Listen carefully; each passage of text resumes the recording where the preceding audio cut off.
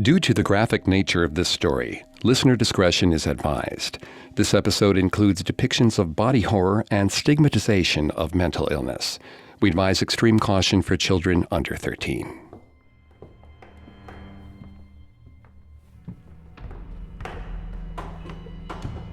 Sebastian was fully geeking out when he was asked to be part of the Loftus Hall renovation.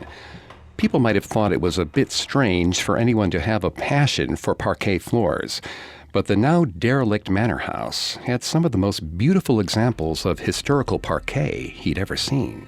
The poor things had been exposed to the elements and vandalism for decades, and they were in desperate need of some tender, loving care. Sebastian took his job seriously, and he often stayed late finishing sections of the floor so the other workers wouldn't get impatient. He was just sealing some panels near a staircase when he heard a baby crying.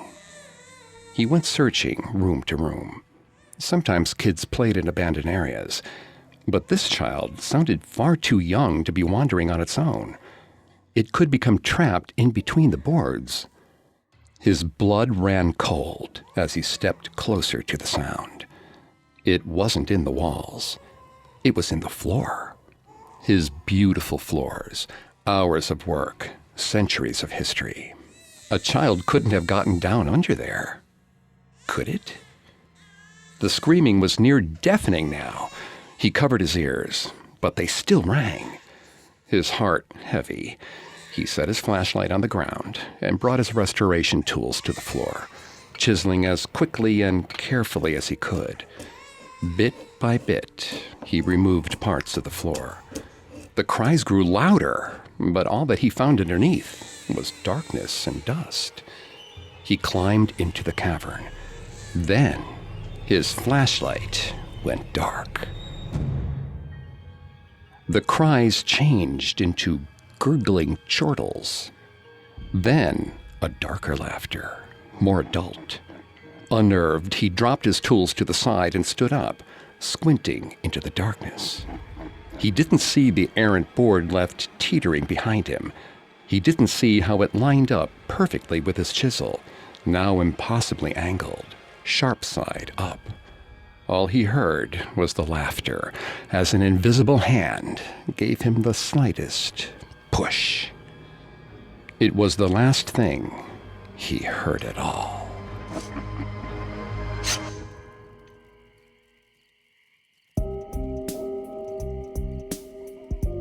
Welcome to Haunted Places, a Parcast original.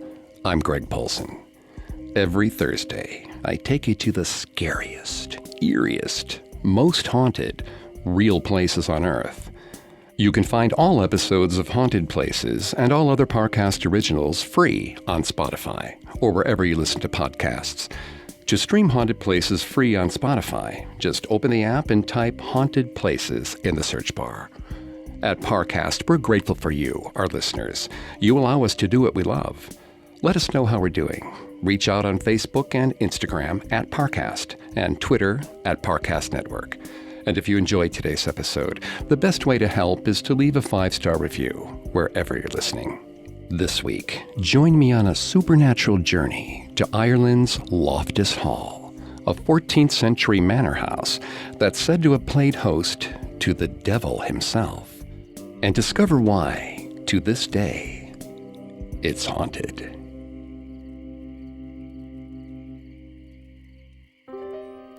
The Hook Peninsula juts out from the southeastern region of Ireland. The peninsula is razor thin, but strategically important. It offers an effective position to defend the entrance to the River Barrow, the estuary that leads to Waterford. While it's better known for its crystal, Waterford was a major target for Oliver Cromwell during his invasion of the island. He swore to take the town by hook or by crook, referring to the peninsula and the small town of Crook on the opposite side of the estuary. The Hook Peninsula and Ireland overall has always been a target for invaders and occupiers. In the mid-12th century, a Norman knight named Raymond le Gros was given part of the peninsula as a reward for his battle prowess. He built a castle there in 1170. When control of the region was returned to the Irish, the Redmond family took over the castle, eventually knocking it down in 1350 to make a grand manor house that became known as Redmond Hall. Redmond Hall's strong strategic position put it at the center of several important battles during the Irish Confederate Wars. But by the 1650s, the English had fully conquered the area, and the Redmonds estate was acquired by the English Loftus family. In 1666, Henry Loftus and his family made the home their primary residence, eventually renaming the manor after themselves. In the mid-1700s, Anne Loftus, the family's remaining heir, married Charles Tottenham. They had 6 children together, including a daughter also named Anne. Tragically, the elder Anne passed away while her children were still young, and Charles remarried. Charles's new wife, Jane, was not close with her stepchildren. The younger Anne saw the potential for escape from her stepmother when a mysterious suitor came her way. But a disturbing discovery taught her that there are some forces even worse than family. It was bitterly cold outside. Even inside, Anne could see her breaths in tiny white puffs. She wrapped herself in a cloak and stood next to the fire, trying to keep the chill from seeping into her toes. There had been a knock at the door several minutes earlier. Normally, she would have been curious about what visitor could hold her father up when their house was full of guests. Tonight, however, the cold kept her close to the fire. Whoever he was, he finally entered, with a chorus of gasps and murmurs from the crowd of invited guests. The excitement of it wasn't enough to get her to leave the comfort of the hearth. But he came to her. A servant draped a blanket over him. Rivulets of water slid from his shoes towards the fire, extinguishing the embers. He brought the cold with him. A gust of sea air lingered around the fireplace. Anne clutched her cloak tighter, watching as some of the closer flames died. The man introduced himself as David. Anne smiled politely and gave him her name, but she didn't turn her head to meet his gaze. He stepped closer to her, far closer than a gentleman should, but to take a step back would mean leaving the only comfort she'd been able to find in the freezing house. So she stayed. This time, she got a good look at him. He was tall, towering over her with several inches to spare. His hair was too long, falling into his eyes. In the low light, it almost looked like his eyes were bleeding. But they changed again before her eyes, becoming a cold gray like the sea. They talked for several moments, pleasantries mostly. She commented on the state of his clothing, and he got quiet. He studied the flames and explained softly that he had been the only survivor of a shipwreck. David was on the deck when it had happened. The waves crashed against the sides of the boat, flooding the decks with seawater. People had slipped, tripping into one another on the slick wood. His best friend, James, had been pulled underwater by the waves. Like giant grasping fingers, they had found him near the edge of the boat and taken him. David desperately reached out to save him, but the ocean was a cruel mistress. She took James, and she wanted David too. David had sputtered, trying to keep his head above water, but a coil of rope tangled around his legs. He kicked and pushed, twisting his body this way and that. His limbs grew tired. His chest ached. The weight of the water consumed him, and it had all gone black. He woke on the shoreline. Pieces of the boat had washed up alongside him. Amongst the debris, he saw some stray limbs lying in the sand. Beside him, James's bloated face glared at him in waterlogged judgment. David swore he'd never forget the sight. Anne grasped David's hand tightly, devastated by his story. She told him that James could never have judged David for finding a way to survive. David wasn't so convinced that he had survived. The Bible said that hell was a fiery place, but fire had never scared him as much as the cold, fathomless depths of the ocean. Perhaps this was some sort of purgatory. He stumbled for hours in the cold until he'd found Loftus Hall and begged for a night's shelter. Luckily, Anne's father had been merciful. Anne smiled at David, touched that fate had somehow brought them together. She took her leave of him for the night, hoping that he would be in the breakfast parlor when she woke up. To Anne's great joy, he was. Still recovering from his ordeal, David took up residence with the Tottenhams. 2 weeks passed by in the blink of an eye. One evening, he asked if he could accompany her to the card party that night. She shyly agreed. As she dressed for the party, Anne told her maid that she and David were swiftly moving towards a proposal.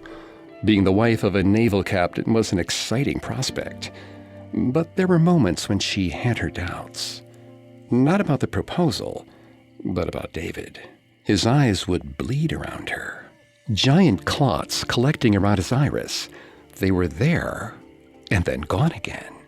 He always smelled of salt and soot, even after his morning ablutions. When he spoke of the sea, his hands clenched into fists, and his voice lost all of its warmth. She was afraid of him in those moments. In those moments, she saw the captain that had killed people and tortured others in the name of king and country. It frightened her, that power he had to see people as less than human. She was terrified that at some point she would say the wrong thing, and he would speak to her the way he spoke about the rest of the world. Still, he was a captain. There was a decent chance that he would be largely out at sea, and she could continue in the manner of life to which she was accustomed. She did care for him, and they never had an argument. Perhaps she was his beautiful exception. She wore her finest dress for the card party. As the party started, David was her partner in whist, and studied her cards carefully. When she was satisfied with her choice, she slid her card onto the table. They lost the first round. A tightness grew around David's eyes.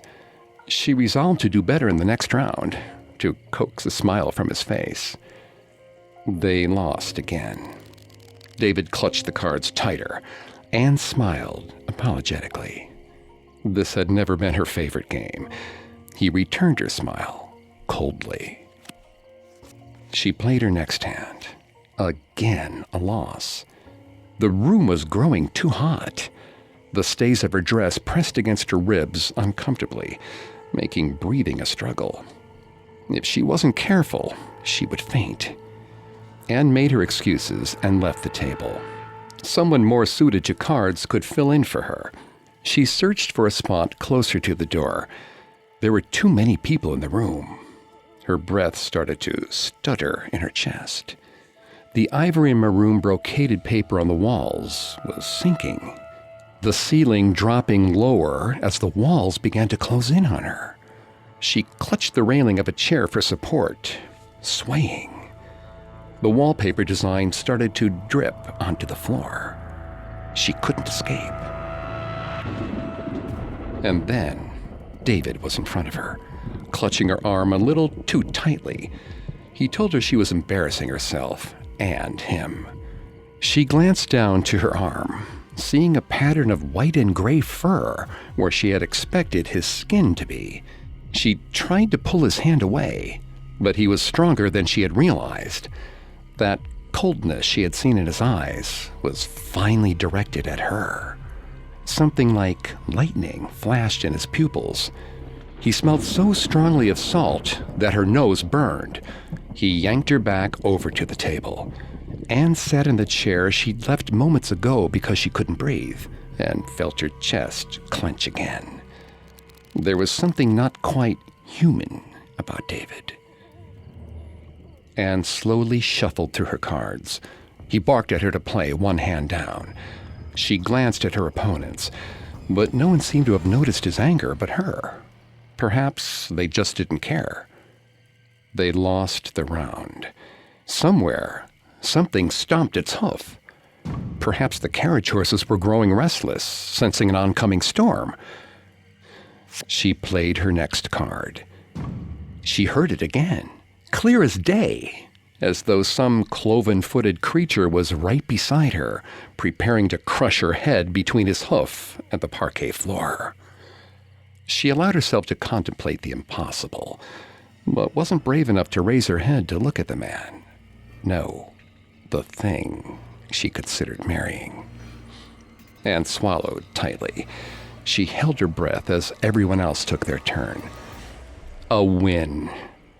There was no sense of relief that accompanied it, just a lingering feeling of dread. She picked her next card carefully, her hands shaking as she placed it down. The strangled sound of an animal dying emanated from somewhere close to her. She could hear the wet gurgling, but there were no animals in the card room. Belatedly, she realized it wasn't an animal at all. It was a person, one of their opponents in whist. He clutched at his throat. From between the gaps in his fingers, she could see blood blooming from the inside out, his veins trying to crawl out of his skin. David played his cards on the table. Another win. Anne tried to call for help, but the words got stuck in her throat. No one had even noticed the man's distress. David was playing as though the game had just continued. She picked another card. The hoof struck the ground again. The noise startled her. She dropped her card. Her eyes darted around the space before she saw it peeking out from beneath the tablecloth. Anne bent down to pick it up. She lingered as she noticed that David didn't have the legs of a human anymore. They were shaped more like a goat's. She screamed, her brain registering the sound only after she made it. The table disintegrated. Water and ice seeped up from the floorboards. The temperature in the room dropped swiftly, and though the water was rising rapidly, Anne couldn't take her eyes from David. He had transformed into a half-goat-like creature. Lightning was flashing in his eyes. She caught the slashes of white against a dark purple background. He blew her a kiss, and then he shot up into the sky, tearing a hole through the ceiling. Anne collapsed, hitting her head against dry wood. According to legend, Anne Tottenham's encounter with the devilish stranger left a hole in the roof to Loftus Hall that could never be fully patched or repaired, even to this day. She is said to have lost consciousness as the man flew through the ceiling. According to the Loftus Hall website, when Anne woke up, she went into a state of shock and madness. Up next, we'll learn how shock and madness were handled in the 18th century as Anne Tottenham meets a tragic fate. Now, back to the story. Charles Tottenham found himself at his wit's end with his daughter Anne. Her hold on reality seemed loose at best. He had living quarters set up for her in her favorite place in Loftus Hall, the tapestry room, as a means of trying to keep her calm. With mixed success. Anne had always felt trapped by circumstance. She had devoted her life to walking finely enough along the lines of decorum to be safe, protected. Then a demon had crashed through her life. She spent several days at the card table. She would not get up to use the chamber pot or eat. She couldn't fathom the idea of moving. Her eyes lingered on the hole in the roof. Her father swore was simply a result of rain from the storm. Pieces of the ceiling drifted down onto the card table, like falling leaves. Anne barely noticed them. She was lost in her own thoughts. The flames of hell were supposed to come from below, not above. Perhaps David had been right when he said this place was purgatory. Perhaps Dante's circles of hell were out of order.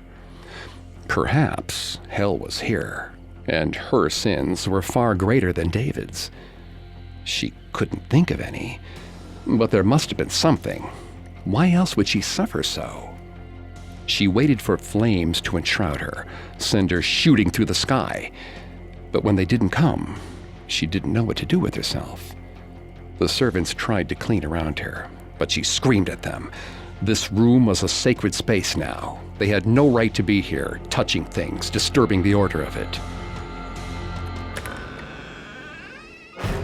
Anne was unprepared when the men came for her. 4 of them, 1 for each limb, holding her so tightly that she could feel bruises sprouting on her arms. They dragged her from the chair. She flailed, attempting to free herself from their grasp, but they held tight. She tried to use her position in the house. She tried to bribe them with whatever she could think of, but they did not pay her attention. They marched forward like a funeral procession. Large burn marks laced themselves up the sides of her legs as they pulled her down the hall and locked her away.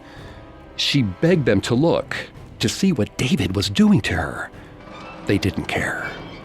They placed her on the floor of the tapestry room, the only room in her new home she didn't hate, the only one her stepmother hadn't made her gaudy mark on. It was too old to be changed, too old and too timeless all at once. She crawled to the corner of the room, tucking her knees up to her chest. She listened for any sign of life in the house, any indication that the world outside still existed. It was eerily silent, as if the world had agreed to forget about her. No one came to visit. The sun fell and rose again. Eventually, someone brought her a plate of food. Anne dug at the cold pieces of meat, as though they were the finest delicacy. She licked the plate clean and placed it by the door. Then she resumed her position. In her mind, nothing could get her if she kept her back to the wall. She would be able to see any potential threat coming. The days bled together.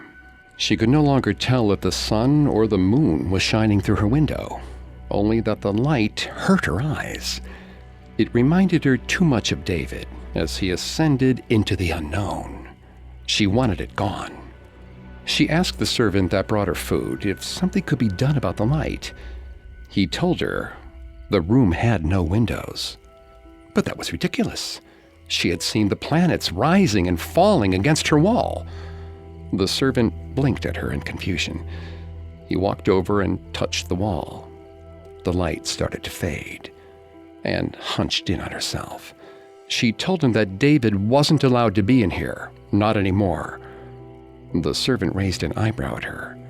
His features shifted around his face, his eyes growing larger and his nose much smaller. If she squinted, she could almost see David looking back at her. Slowly, she crept towards her corner. She watched the servant closely, looking for more of David in him. But his features faded in and out, like a painting splashed with water. It made her dizzy. She clutched at her stomach, and the servant came closer, bringing her plate with him. A voice in her head told her that the food might be poisoned. When it was within reach, she batted the plate away. The pieces of meat flew across the room like mosquitoes searching for blood. The servant gathered up the remains of Anne's supper and skulked out of the room. But before he left, his head detached from his body. It floated over to her, whispering in her ear that she should be quieter. She swatted at it, and the head disappeared, like a cloud of smoke, particles of David floating around the room, stray dust in the shape of her tormentor. Anne slept in short bursts, if she did sleep. With nothing much to look at, she sometimes struggled to discern whether she was in the dream or waking world. So, she made some rules for herself. If the walls were crumbling around her, it was a dream. If the floor made a soft scraping sound when she scratched it, it was reality. If a man was inside the room with her, it could be either. Sometimes, the man who entered her chamber was the servant. Other times, he was David. On rare occasions, he wasn't a man at all, but a beast with large orange wings and crimson-red horns jutting out of his skull. He'd bite at her, his teeth and widening jaw more like a snake than a human. Anne would wake from these dreams with marks all over her skin and droplets of blood dotting the floor. She scraped her fingernails down to the bone, drawing patterns on the walls. The dark, swirling waves of the ocean, the flames that licked her body noon and night. Anne would pick open her scabs, smearing more blood on the wall. She drew the lost crew, their dread captain watching, waiting from the shoreline. A crash. Anne turned at the sound. A two-headed man greeted her, neither of their faces familiar. Pieces of meat and ceramic mixed on the floor. The flies in the room moved to fresh prey. Anne didn't move. Instead, she studied the flies, their little legs moving against the pieces of meat on the floor, the ones that weren't already covered in mold and house maggots. She stood up. Something moved beneath her skin. More maggots, probably, but she hadn't bothered to try and dig them out of her. Her bones strained inside her painfully as her withered muscles screamed in protest. It had been so long since she had stood. Her dress was in tatters, stained with her blood and sweat. The movement of walking felt foreign to her, but she needed to meet this man. She studied him, her head cocked. Two of his 4 eyes closed. He muttered something about just being the help. She laughed bitterly. There was no help here. The devil had come to roost. He'd left his mark on the house and on her. The notches of her spine cracked as she bent down. The man stayed where he was. She checked his feet. They were not hooves, nor were there any roots holding him in place, or any strong gust of wind preventing him from leaving. She almost felt sorry for him. Almost. But she had been broken and reborn in this room. She hadn't been able to see it earlier, but the scratching on the walls had cleared her mind. David had left because he had found her. She was to carry on his work. It made the others afraid of her. She was beginning to like that. Anne's hand closed around a shard of broken ceramic. It dug into her fingers, causing her fingers to sting, and then almost slip off on the blood. But she didn't notice the pain anymore. It had become her friend, her tool for enlightenment. She tisked softly to herself as she rose, and kissed the man's cheek, tasting only air beneath her lips. She told him that salvation was coming. Then she stabbed the shard into the man's throat. As she ripped it free, blood sprayed forth, coating the wall with a shiny new paint.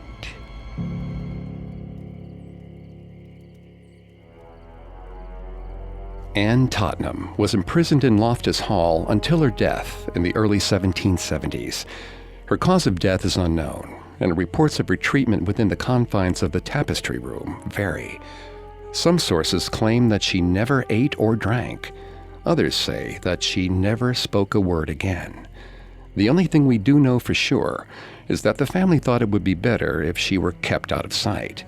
Her living body may have agreed with them, but her ghost has been anything but quiet. Loftus Hall staff have reported sightings of a ghostly Anne on the opulent grand staircase, as well as the clop of hoofbeats around the house. Coming up, Anne Tottenham's death leaves an impression in more ways than one. Now, back to the story. After her nervous breakdown, Anne Tottenham was confined to a single room at Loftus Hall until her death in the early 1770s. But shortly after her passing, strange phenomena were reported throughout the house. Objects moved, furniture shook, and unexplained sounds echoed through the halls. Loftus Hall had its very own poltergeist. The Tottenhams were Protestant, but as the activity intensified and their Protestant pastors were at a loss, the family was forced to do the unthinkable. They brought in a Catholic priest. Loftus Hall needed to be exorcised. If you asked any Englishman, he would say the Irish loved the Pope. Papists all, he'd quip, before suggesting that the channel wasn't worth crossing anyway. The Irish preferred to keep their distance from the English. It was far more preferable to what had come before: the occupation, the murders, the stripping of rights and titles. The intermingling between the Irish and the English, especially in the South, left a wound that was not so easily healed. The Loftus and Tottenham family were squarely Protestant. But Loftus Hall was haunted, and not in a quaint legend way, in an ear-shattering, noises and furniture being thrown across the room way. The family feared they had been cursed. Poor, tragic Anne Tottenham had died only a year before, and the girl seemed unwilling to rest. If it was Anne at all, the servants who had dealt with her towards the end refused to believe that the quiet and browbeaten girl would make such a racket in death. But no matter what the cause of the disturbances, they needed help. They sought Protestant pastors from as far away as Belfast, but each man in turn either threw up his hands or refused to come at all. Anne's stepmother told her husband they needed to contemplate the unthinkable. The Catholics had rules for these things, rules to bind whatever was attacking the family. Perhaps it didn't matter if they didn't believe. As long as the papist priest did, maybe there was hope. The exorcist, Father Broders, was a small man, unassuming in his cassock and collar. He and his mop of sandy blonde hair looked far too young to wage spiritual battle. But he got to work right away, walking the whole of Loftus Hall, asking every question under the sun. Had objects flown here? Where did the noises seem loudest?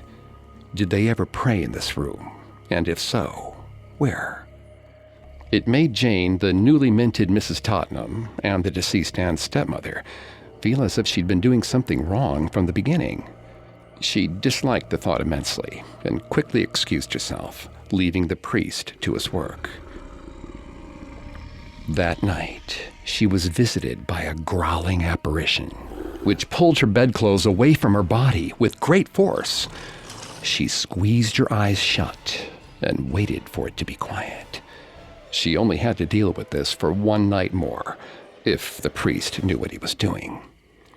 The next morning at breakfast, she was dismayed to learn that the priest had seen nothing.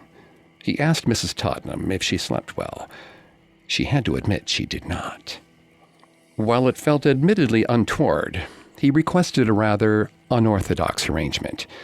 Would Mrs. Tottenham consider joining him in the tapestry room tonight? Whatever force had attacked her would surely appear after dark, and he would be able to end the thing once and for all. Her husband could join her in the room, of course, if he desired. But Charles Tottenham did not desire, which left the young priest and the new Mrs. Tottenham alone in the tapestry room on a cold, stormy night. Mrs. Jane Tottenham sat on the bed, Anne's bed. She tried to nurse Anne herself at first, but soon the scratches and screams and spoiled food thrown at her face and chest were too much for her. Still, some part of her hoped whatever was haunting them wasn't her stepdaughter. She wanted the girl to be at peace. But a small voice spoke in her mind, deep and honeyed. There was no peace. Not here. Not ever. The priest wasn't welcome. Jane shook her head. All she heard was the buzzing of a fly. Father Broders cast holy water about the room. He began to chant in Latin. Jane didn't recognize his speech, but she also only barely remembered the rosary. There was that voice again, laughing, purring. So devout, wasn't she? So close to God. Jane felt lightheaded. She sat back in the bed. Father Broders eyed her, but continued his pattern, muttering his incantations. But they weren't magic, far from it. The Lord's word wasn't pagan magic. Why had she thought that?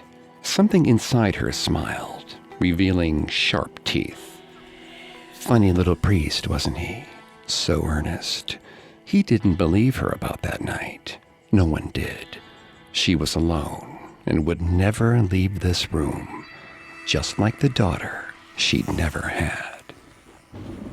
The candles went out, plunging the room into eerie darkness. The rain and rolling thunder were all that remained to assure them they were still in the human world. The priest continued his Latin. A laugh echoed around the space. Only moments later did Jane realize it had come from her. Then, and only then, did the father turn his head. "Well, hello," the voice purred. The priest asked her if she was all right. He called her Mrs. Tottenham. But which one, Jane thought? Anne or Jane?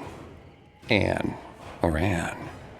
The poor mother or her mad woman daughter? He asked her name.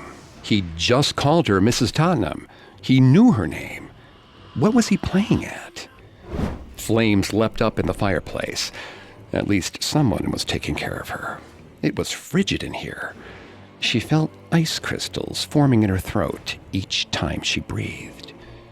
The priest asked her name again. Silly man, she thought. He knows my name. Everyone knows my name. I'm the lady of the manor. The exorcist's face was pale and sweaty. Jane suggested kindly that he lie down. He'd overextended himself. He was now brandishing a cross. How vulgar. The Latin was louder. The demands were more impolite. All Jane did was laugh and laugh and laugh.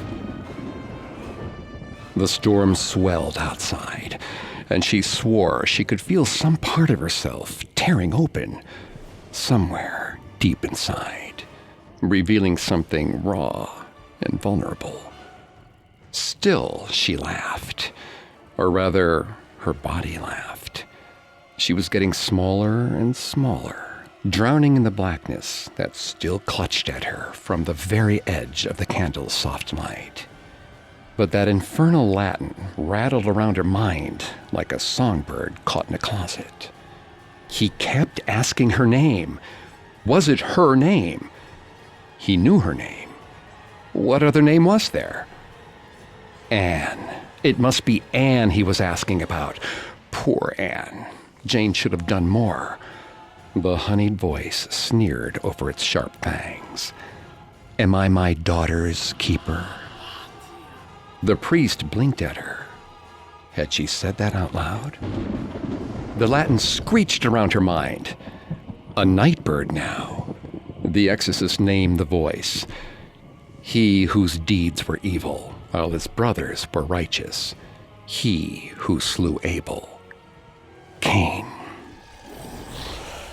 Something screamed within her, raked its claws at her insides as it went down, down, down. The fire leapt up, then fell, burning to ash and ember in front of her eyes. Father Broders lit another candle. He stepped close to her, examining her eyes. He asked her to say the rosary. She cried, saying she didn't remember. He helped her along. Our Father, who art in heaven, hallowed be thy name. Jane closed her eyes and breathed deep, listening for the honeyed laugh, the snap of sharp teeth. Thy kingdom come. But all she heard was the rain. Thy will be done. The rain and the Father's voice. on earth as it is in heaven, waiting for her, bringing her home. The exorcism seemed to have worked. The activity at Loftus Hall slowed to ghostly appearances from Anne and the mysterious sounds of hoofbeats echoing around the manor, and nothing more. Passive haunts compared to the terror that preceded it. Father Thomas Broders died in January 1773. His grave bears a simple epitaph. Here lies the body of Thomas Broders, who did good and prayed for all, and banished the devil from Loftus Hall. As with many homes in Europe, Loftus Hall has seen many tales of sorrow simply as a result of its long occupation by humans. But something changed in the 1700s. A strategically important manor house became the source of a much darker legend. It was tragically common for noble families to imprison and conceal disabled family members.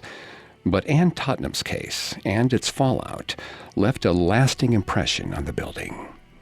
The last Loftus to occupy the estate, John Henry Wellington Graham Loftus, the fourth Marquess of Ely, died suddenly and childless in 1889.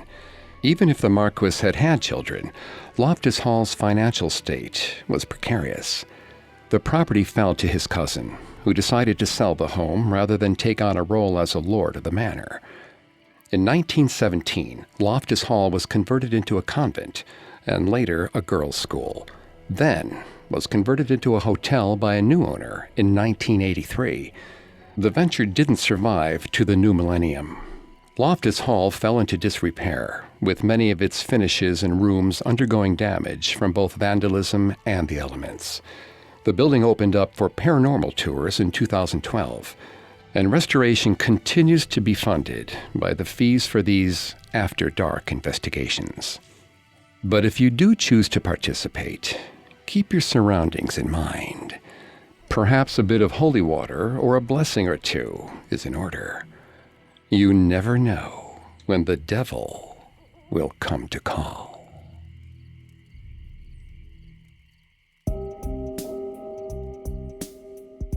Thanks again for tuning in to Haunted Places. We'll be back on Thursday with a new episode. For more information on Ireland's Loftus Hall, amongst the many sources we used, we found Loftus Hall's paranormal site, Loftus Hall After Dark, extremely helpful to our research. You can find more episodes of Haunted Places and all other Parcast originals free on Spotify. Not only does Spotify already have all your favorite music, but now Spotify is making it easy for you to enjoy all your favorite Parcast originals, like Haunted Places, free from your phone, desktop, or smart speaker. Just stream Haunted Places on Spotify. Just open the app, tap Browse, and type Haunted Places in the search bar. Several of you have asked how to help us. If you enjoyed the show, the best way to help is to leave a 5-star review. And don't forget to follow us on Facebook and Instagram at Parcast and Twitter at Parcast Network. I'll see you next time. Haunted Places was created by Max Cutler, is a production of Cutler Media, and is part of the Parcast Network. It is produced by Max and Ron Cutler, with sound design by Kenny Hobbs, with production assistance by Ron Shapiro, Joel Stein, and Travis Clark. This episode of Haunted Places was written by Lil D. Ritter and Jennifer Richey. I'm Greg Polson.